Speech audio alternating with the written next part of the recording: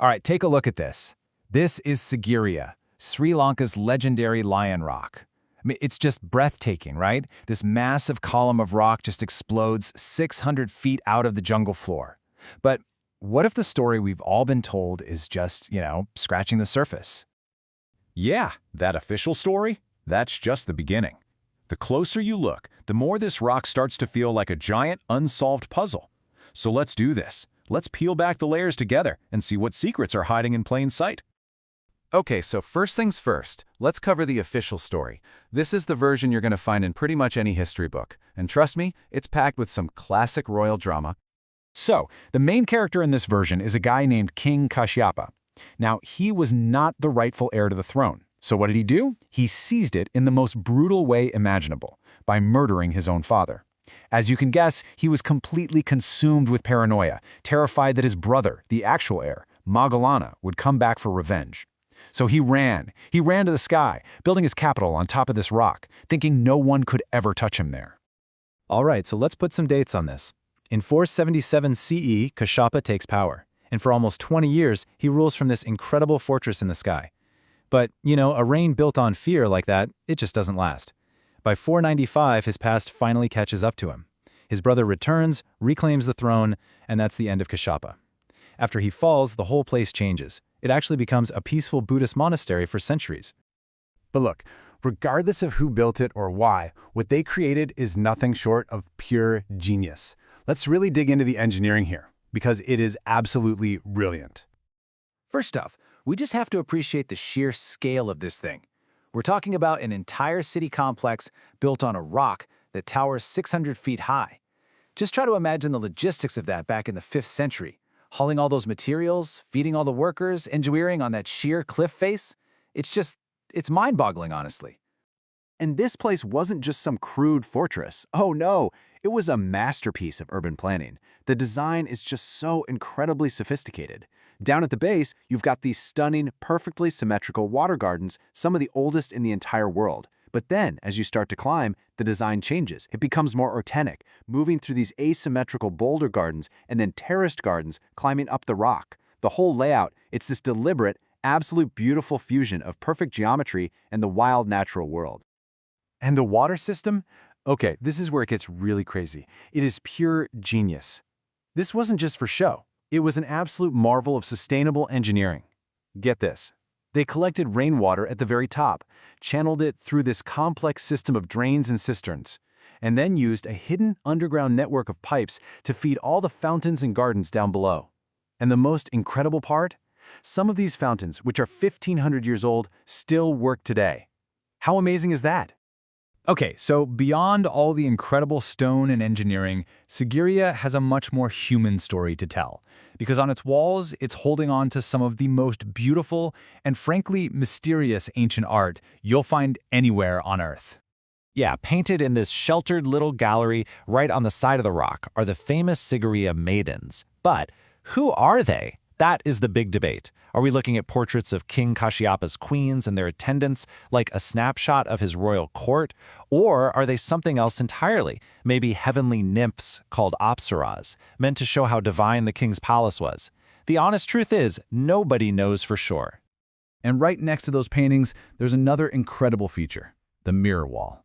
The surface was covered in this special plaster that was so highly polished, they say the king could actually see his own reflection in it as he walked by.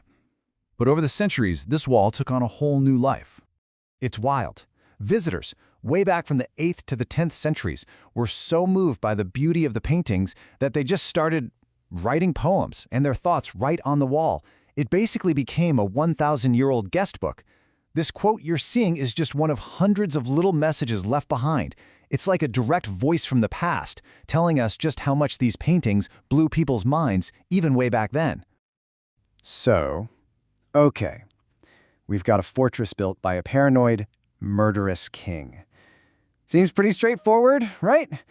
Well, this is where that official story really starts to show some serious cracks. And the first major question? It challenges the whole idea of what that structure on the very top of the rock was even for. Was it really a palace? Okay, so listen to this. This is the crucial point. The area they call the palace is less than 2,000 square feet. That's barely bigger than a decent-sized modern house. How is that supposed to be a royal complex for a king, hundreds of wives, and all his staff? It just doesn't add up. But the real clues are in the brickwork itself. The walls, they aren't straight up and down. They actually slope inwards. And the whole thing is built in these levels, kind of like giant steps. And this has led some researchers to a really radical idea. What if it wasn't a palace at all? What if it was the base of a massive step pyramid that's now completely gone? And believe me, the mysteries do not stop there. Let's zoom in on the one feature that gives the rock its name, the so-called Lion Gate. So, about halfway up the rock, the main staircase starts between these two gigantic paws. Everyone calls them the lion paws, but there's a problem, a really big one. Lions have 5 toes. Count them. These paws, they clearly have 4. You've got 3 big toes and 1 little one off to the side, and you see those wavy lines carved into the stone?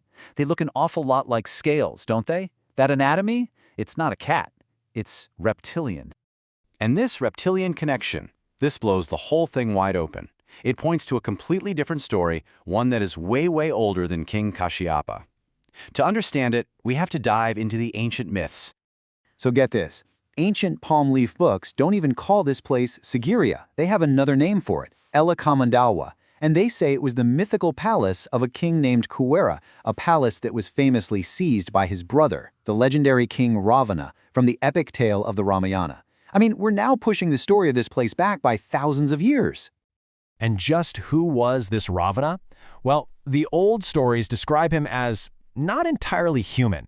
He was said to be a hybrid. His father was human, sure, but his mother was from a different species altogether. He was described as a giant, a shapeshifter, and, here's the key part, he was said to have reptilian or Naga ancestry. And once you start looking for this Naga connection, you see it everywhere. The ancient Greeks actually called Sri Lanka Nagadibois, the Isle of the Nagas. The Naga were said to be these humanoid beings, the original inhabitants of the island. And get this, right there at Sigiriya, inside a cave that's literally shaped like a cobra's hood, there's an inscription from the 2nd century BC. That's 600 years before our guy Kashyapa. And it mentions a king named Nagulya. All of a sudden, those 4-toed, scaly feet at the gate, they don't seem so strange anymore, do that? So what is Sigiriya? The fortress of a paranoid king? The base of a lost pyramid? Or the mythical palace of a reptilian god king from a forgotten age? The official history tells us one neat story, but the stone itself, it seems to be whispering a much older, much stranger tale. The Lion Rock holds its secrets close, and it just leaves you wondering what other truths are still out there, carved in stone, just hiding in plain sight.